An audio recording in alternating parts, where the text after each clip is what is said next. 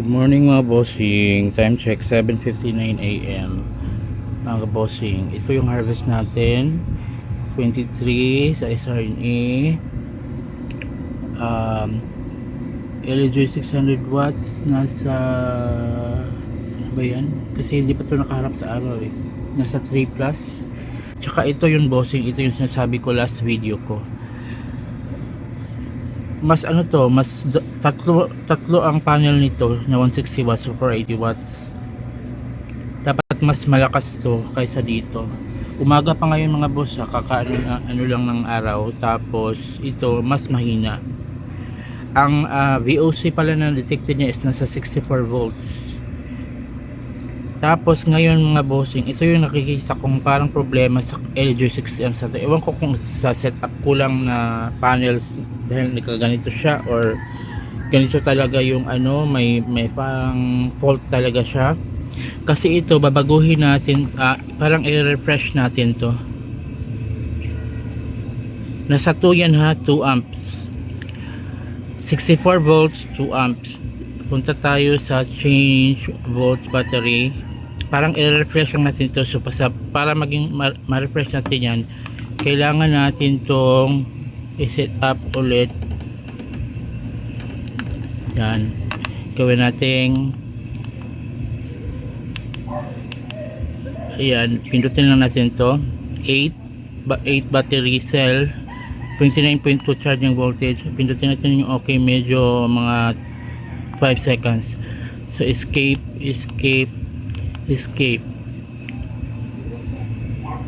Diba 2 amps yun? Ngayon tingnan mo, naging 4.98 na. Tapos ito 60 plus volts to ng VOC, diba? Naging 52 na siya. So mas mataas na to kumpara dito na 3 lang.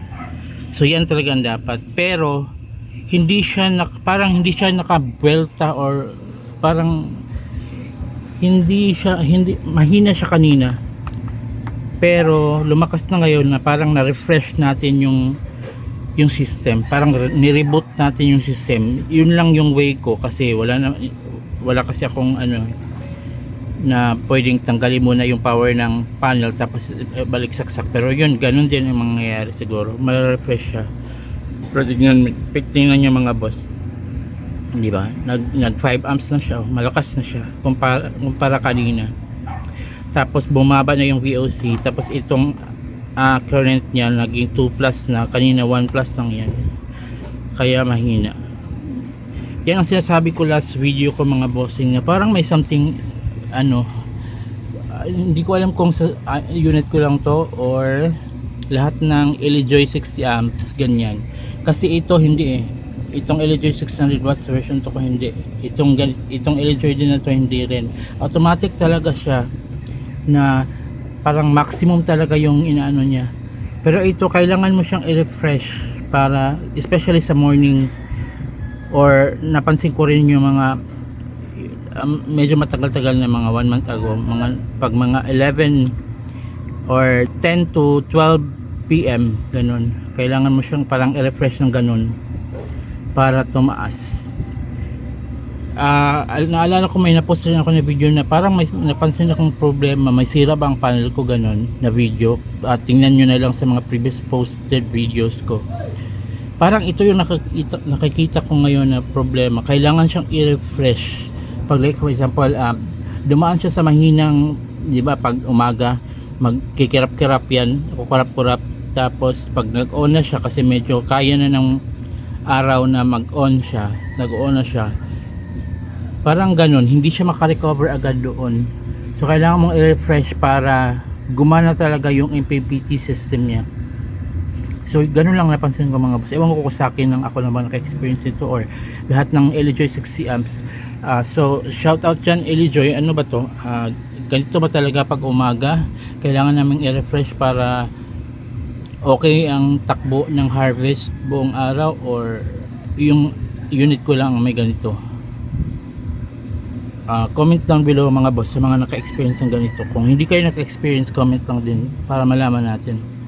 So ayan mga bossing, malakas na siya at buong araw na to ganito, okay na to. So ngayon 7 yung kanina ba 7:59, 8:04. So kailangan parang ganon ang ginagawa ko every morning. Kailangan ko siyang i-refresh para buong araw malakas, kasi pag hindi ko siya ma-refresh ng isang araw, ganon, medyo mahina yung harvest. Yun mga bossing. Pero okay siya, all in all okay naman siya, basta yun lang ang ano niya, yun lang ang nakita kong something sa kanya. Kailangan mo siyang i-refresh ng mga morning para hindi na siya magkaganon mamaya-maya or ano something ganon. May mga times din naman na hindi siya nagkaganon, morning pa lang okay na, pero ganitong ngayon today ganon, or most of the time ganon. So yan mga boss. So comment down below, pero okay siya para sa akin, recommended pa rin siya para sa mga, like for example, kung sakaling ganun talaga yung itong LG 60 amps, ganun talaga siya, yung ano niya, program niya, parang ganun talaga, okay naman ang performance niya. Kailangan mo lang talaga siyang i-refresh every morning, i-refresh para buong araw okay talaga siya. Kasi pag wala lang yun, okay talaga siya. At saka kung na-refresh mo na siya, okay talaga yung harvest niya. Sobrang lakas mga bossing. So yan mga boss, update ng ating harvest. Ito malakas. Ito nakaharap na to sa araw ngayon. Ito medyo mahina pa siya, nasa 5 pa lang siya, kasi hindi pa to nakaharap sa araw. Nakaharap kasi ito sa west, ito sa east, yung panels niyan east, tapos ito sa west, itong dalawa. Kaya medyo mahina pa itong dalawa ngayon. Mamayang mga alas 11 malakas na to, tapos alas 12, alauna mas malakas siya, kasi ang araw is nakatutok na sa kanila, sa mga panels nito. Ito yung pang charge ko, itong dalawang pang charge ko sa afternoon, ito naman sa morning talaga. Ano yan mga bossing. Pero so far okay naman yung LG. Mas mura kasi itong LG, pero yung SRNA 60 amps din talagang pinaka the best. Pero itong LG okay na rin, pero iwan ko kung sa setup ko lang or sa unit ko lang may ganun na kailangan i-refresh para maging okay. So comment down below mga boss.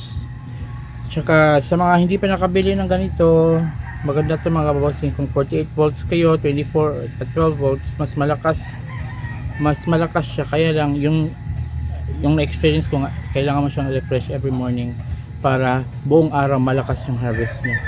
So yun lang mga boss. God bless everyone, ingat palagi. God bless. Good morning.